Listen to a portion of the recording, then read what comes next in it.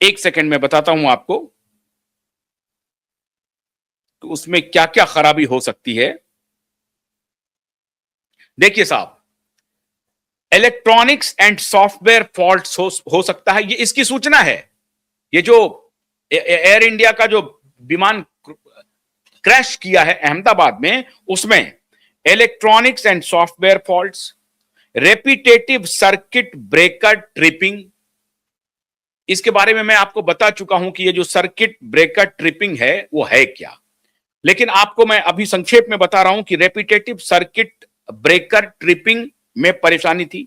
Wiring damage and short circuits था, जो पूरे एयरक्राफ्ट में जो वायरिंग्स है उसमें शॉर्ट सर्किट्स की भी शिकायत हुई थी।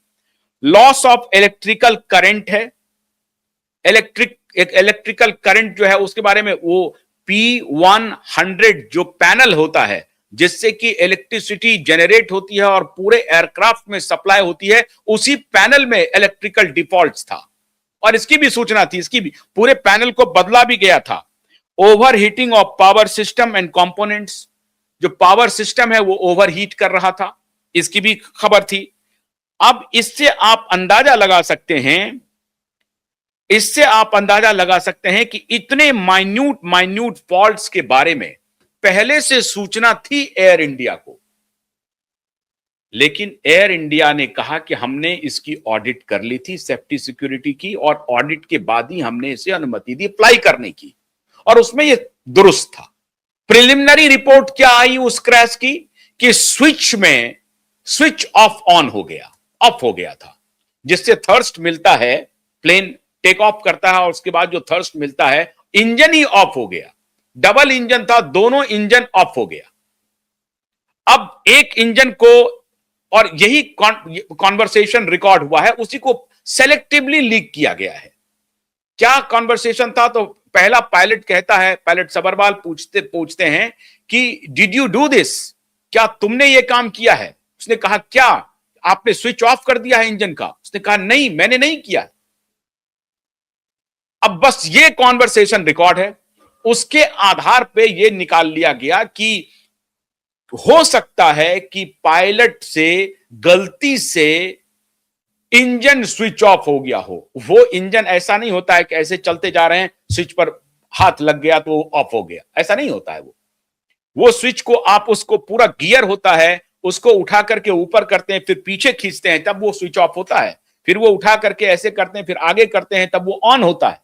इस तरह से होता है वो आपके इतना डेलिकेट स्विच नहीं है कि आपका हाथ गया नहीं कि वो स्विच ऑफ हो गया इंजन, ऐसा नहीं होता है। क्योंकि उनको मालूम है, जो एयरक्राफ्ट के इंजीनियर, उनको मालूम है कि गलती से अगर इतना सोफिस्टिकेटेड हमने स्विच इंस्टॉल कर दिया, जो एक गलती से भी हाथ लग गया और स्विच ऑफ हो गया, तब तो हम कहीं पर रहेंगे, खत्म हो जाएंगे वहीं पर। तो इस सब का बहुत ही माइन्यूटली ख्याल रखा जाता है, बहुत ही मेटिकुलसली मेजर किया जाता है कि कौन से स्विच को किस पोजीशन पे रखा जाए। वहां पर ह्यूमन का अगर इंटरफेरेंस होता है और गलती से उस स्विच में हाथ लग जाए या कुछ और हो जाए, तो उस स्थिति में वो बंद ना हो, इसका मतलब है उस लीवर को किसी ने खींच के या तो बंद किया, या पायलट से ही हो सकता है गलती हो गई हो कि वो ऑन करने के बजाय ऑफ कर दिया। ऐसा कैसे हो सकता है? It is impossible. लेकिन वो स्टेट ऑफ माइंड हो सकता है, चलिए इसकी भी इंक्वायरी हो जाए। लेकिन स्विच में पहले से भी प्रॉब्लम रहे हैं, इसकी भी बात हुई है। सवाल है कि जो कुछ भी रहा है, 12 जून को बीते हुए 7 महीने से अधिक हो गए हैं। Where is the detailed report? अब ये जो बेशर्म हमारी जो गवर्नेंस है, ये जो ब्यूरोक्रेसी है, और ये जो टेक्निकल स्टाफ हैं, और ये जो मंत्रालय है, मतलब ये टकेसर भाजी टकेसर खाजा चल रहा है। और हम चल रहे हैं विश्वगुरु बनने के लिए। हम तो विश्वगुरु बन जाएंगे साहब, ये बन रहे हैं विश्वगुरु। एक एक क्रैश लैंडिंग की जांच 3 साल हो गई है, कोई पता नहीं है, फाइनल रिपोर्ट नहीं आया है। दूसरा क्रैश हो चुका है, 260 लोगों को हम गंवा चुके हैं, final report still awaited, final report नहीं आ रही है। ये किसकी गलती है? कौन बताएगा इसके लिए? विश्वगुरु जी कौन है? विश्वगुरु शर्म आनी चाहिए। हम एक के बाद एक प्रीसियस लाइफ को गंवा रहे हैं। खाली लाइफ गंवा नहीं रहे हैं, कितनी मेहनत करनी पड़ी है एयर इंडिया को। मैंने कल भी आपको बताया, परसों भी बताया था, मैंने शायद अगर चर्चा नहीं की होगी। अभी मैं जब एयर इंडिया से यात्रा कर रहा था तो पहली बार मैंने शंकर महादेवन के थीम सॉन्ग को सुना।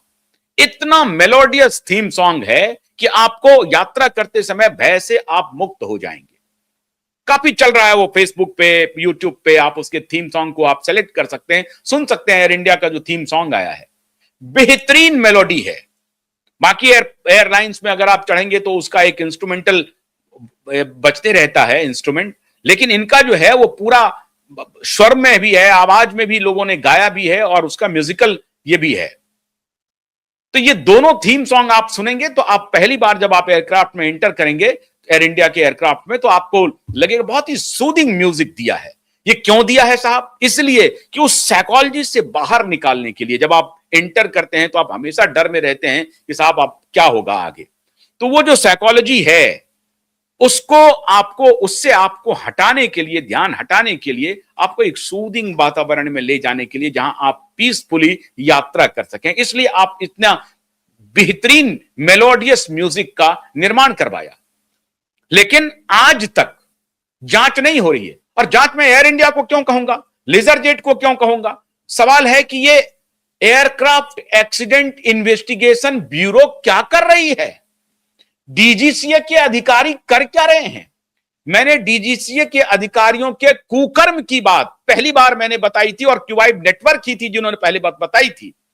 हमें कोलकाता के एयर ट्रैफिक कंट्रोल के कुछ सदस्यों का फोन आया व्यक्तिगत मेरे फोन पर कि हमारे यहां एटीसी दफ्तर में पीने के पानी की व्यवस्था नहीं है।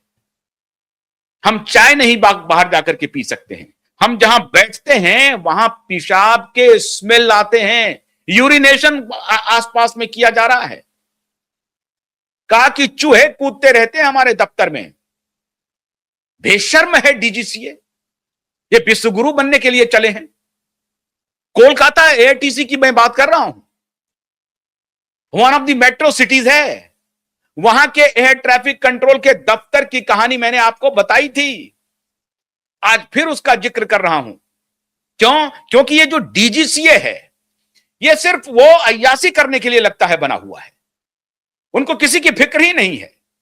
और जब अभी आपने देखा होगा कि पालम एयरपोर्ट पे, पालम के नाम से बड़ा मशहूर है दिल्ली का इंदिरा गांधी इंटरनेशनल एयरपोर्ट, जिसको टर्मिनल 3, टर्मिनल 2, टर्मिनल 1, अब तो टर्मिनल 1 भी साहब टर्मिनल 3 के जैसा हो गया है, बड़ा ही खूबसूरत बना है। इस दिल्ली इंटरनेशनल एयरपोर्ट के 10 किलोमीटर के घेरे में स्नूफिंग हो गई, जीपीएस स्नूफिंग हो गई साहब, जीपीएस स्नूफिंग हो गई। और उसी दौरान जब हमने ये बात उठाई थी कि माल फंक्शनिंग हो रही है सॉफ्टवेयर में, बहुत बड़ा क्राइसिस हो सकता है, और तब हमने कहा था कि प्रधानमंत्री की जान भी खतरे में थी। और पहली बार हमने जब इस खबर को उठाई थी, उसके बाद भारत के एनएसए ने इस पूरे प्रकरण में इंटरवीन किया था, और जीपीएस स्नूपिंग की बात को पार्लियामेंट में बाद में सरकार ने स्वीकार किया कि हां, एयरपोर्ट के ही आसपास 10 किलोमीटर के घेरे में अगर स्नूपिंग हो रही है। स्नूपिंग का मतलब यह हो गया, स्पूफिंग कहते हैं, स्पूफिंग। और स्पूफिंग का मतलब क्या हो गया साहब? स्पूफिंग का मतलब यह है कि आपको जो पायलट्स हैं उसको जो मैसेज जा रहा है एयरपोर्ट की फ्लाइट के स्थिति का, वो गलत जा रहा है। मतलब आप अभी लैंड करने वाले हैं और आपको मैसेज आ रहे हैं कि आप पूना में हैं। आप अभी पूना में हैं, आपको मैसेज आ रहा है कि दिल्ली में है। ये जीपीएस स्पूफिंग कहते हैं। जीपीएस स्पूफिंग हो गई और किसी को कुछ पता नहीं चला। और उसके बाद जब हम लोगों ने इस मुद्दे को उठाया तो भारत का एनएसए इन्वॉल्व हुआ, तब जाकर के सिक्योरिटी भी। सवाल है कि डीजीसीए क्या कर रही है, एयरक्राफ्ट एक्सीडेंट इन्वेस्टिगेशन ब्यूरो क्या कर रही है? दो दृष्टांत आपके सामने हैं। 2023 में जो क्रैश लैंडिंग हुई उसकी रिपोर्ट, फाइनल रिपोर्ट पता नहीं। अहमदाबाद में जो क्रैश हुआ उसकी फाइनल रिपोर्ट पता नहीं। अब इसकी जो होगी, ब्लैक बॉक्स अभी रिकवर हुआ है, पता चलेगा। अब आखिरी एक शब्द आ रहा है कि पायलट के जुबान से निकला हुआ है, वो एटीसी वाले सुने हैं, ओ शिट, अब ओसिट की बात हो रही है। एक्सपर्ट कह रहे हैं कि साहब ये जो प्लेन क्रैश किया है लियर जेट 45XR, ये इतना तेज प्लेन है, इतना तेज है कि अगर आप 15,000 मीटर की ऊंचाई पर क्रूज करते हैं या 41,000 या 51,000 मीटर पे आप क्रूज करते हैं तो बहुत वो उसका बैलेंस, कई बार जब आप लैंड कर रहे हो तो ऊपर में तो बैलेंस ठीक रहता है, लेकिन जब लैंड करते हैं और स्पीड कम करते हैं तो उसमें गड़बड़ी होती है। बड़े प्लेन में, बड़ा प्लेन जो होता है वो अपने जब स्पीड उसका कम होता है तो वो खुद को उस हिसाब से अडॉप्ट कर लेता है, लेकिन छोटा प्लेन जब आप स्पीड कम करते हैं तो उसके बैलेंस बिगड़ने की संभावना रहती है।